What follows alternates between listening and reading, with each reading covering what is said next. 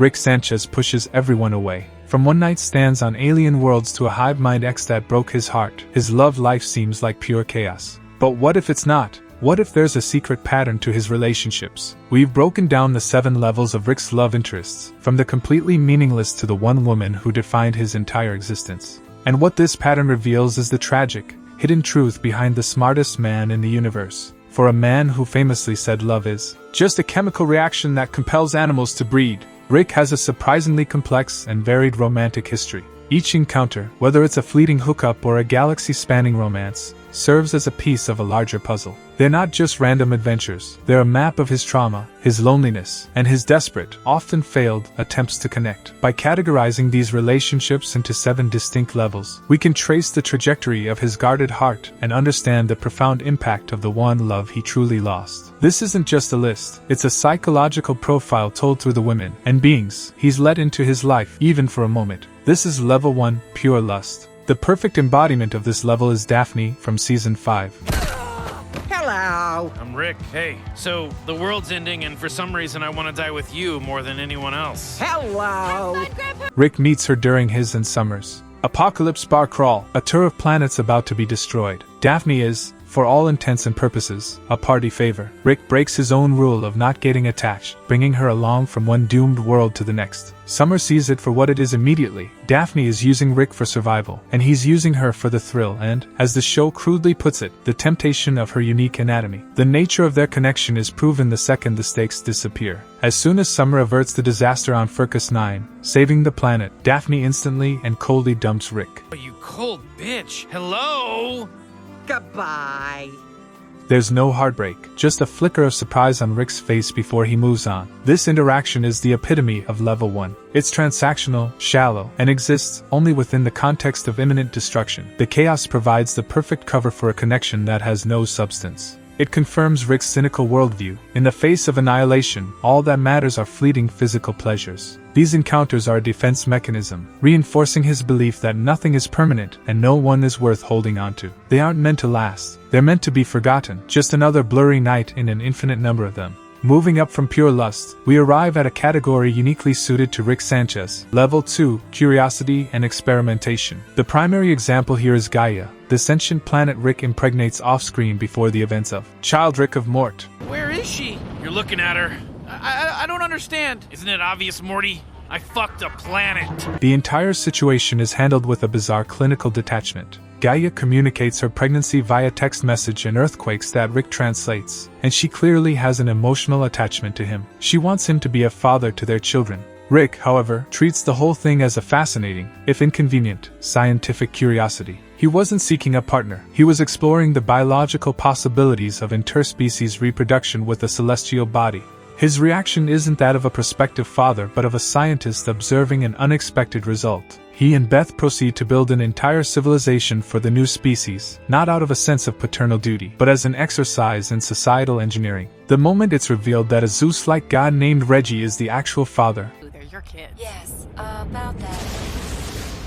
Pam, it's good to see you, baby! Rick's investment pivots from paternal responsibility to a battle of egos. He fights Reggie not for custody, but because his god complex has been challenged. Once Reggie is defeated and Gaia, enraged, chases the family away, Rick moves on without a second thought. In the post-credits scene, Summer catches him browsing a website called Planets Only, confirming his attraction to celestial bodies was not a one-off but a recurring field of interest. This proves that Gaia, for all her emotional investment, was just one experiment among many. Level 2 relationships highlight Rick's ability to compartmentalize intimacy to an extreme degree, reducing the most profound human experiences to mere scientific inquiry. At Level 3, we begin to see the first glimmers of genuine emotional connection, but with a major catch: it's entirely conditional. This is situational attachment. The clearest example of this is Princess Ponita. Stop this at once! Princess Poneta! You can't kill Rico.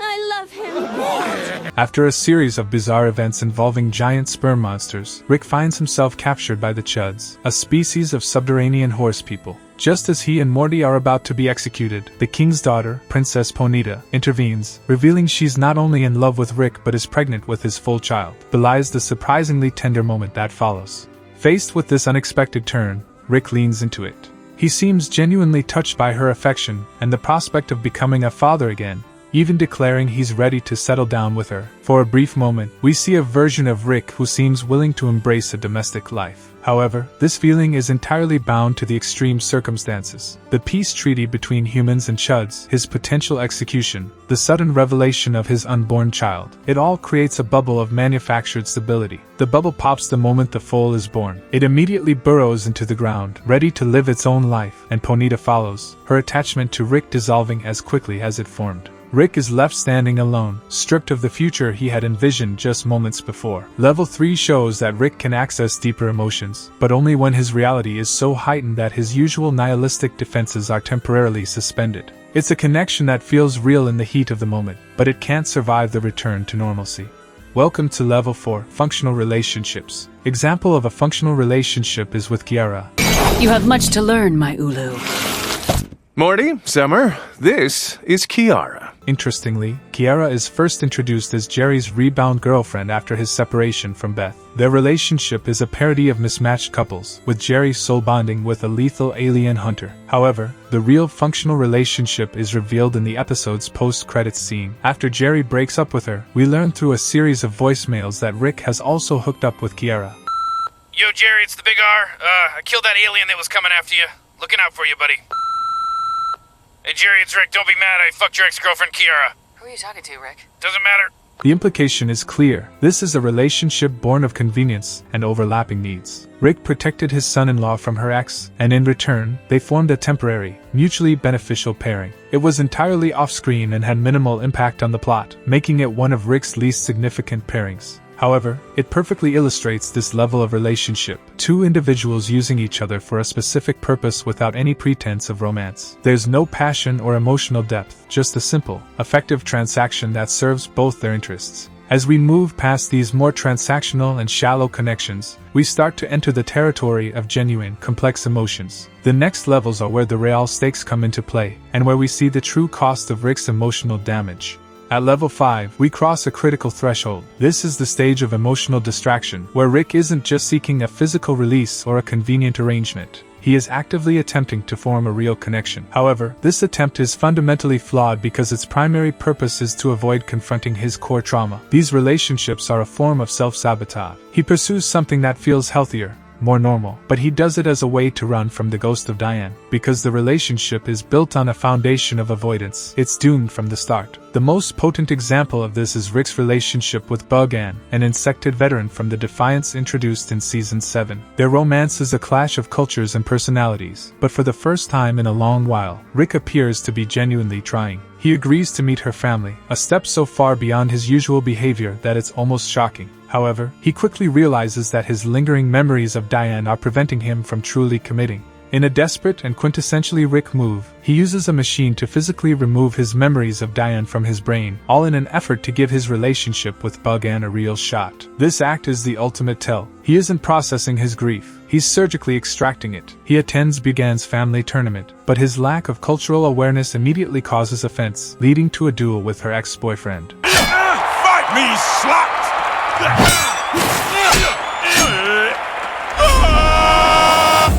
In the middle of the fight, Rick abandons it all, portals back home, and desperately puts the memories of Diane back into his mind. He couldn't go through with it. The relationship with Bug-Ann wasn't about building a new future, it was about erasing the past. When that failed, the relationship had no purpose. He sends her a text, but she leaves him on read, the connection severed. Level 5 is perhaps the most tragic of the lower tiers, because it shows a Rick who is aware of his problem but chooses the wrong solution. He wants to move on, but he'd rather lobotomize his own heart than do the hard work of healing it. Level 6 is where we find the rare few who have managed to breach Rick's formidable defenses and forge a genuine, meaningful connection. The first and most explosive example is Unity, the hive mind entity and Rick's former lover from. Unity is one of the only beings in the multiverse who can match Rick's hedonism and intellectual prowess. When they reunite, they fall back into a whirlwind of parties, substance use, and cosmic debauchery. For a moment, Rick is ecstatically happy, but their relationship is inherently toxic. Rick's chaotic influence causes Unity to lose control of the population it has assimilated, leading to societal collapse. Realizing that being with Rick means losing itself, Unity makes the painful decision to leave him, communicating its goodbye through a series of heartbreaking letters. The breakup devastates Rick.